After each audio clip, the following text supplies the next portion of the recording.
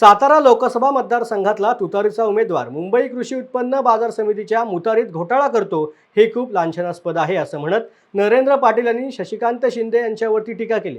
2019च्या लोकसभा निवडणुकीमध्ये शशिकांत शिंदे यांनी मला बेंबीच्या देठापासून विरोध केला आणि आमच्याच काही सहकाऱ्यांना हाताशी धरून आमच्या विरोधात काही कटकारस्थान देखील केले।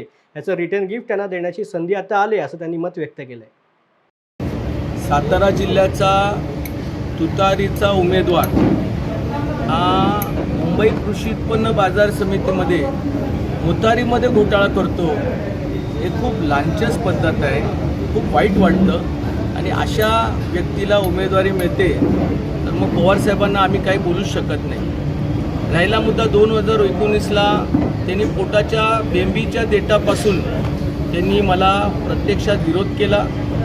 एका माथडी चळवळीमध्ये आपण प्रत्यक्षात काम केल्यानंतर आजपर्यंत माझ्या परिवाराने आणि आम्ही त्यांच्या प्रत्येक निवडणुकीमध्ये त्यांच्या विजयाच्या दृष्टिकोनातून काम केलं।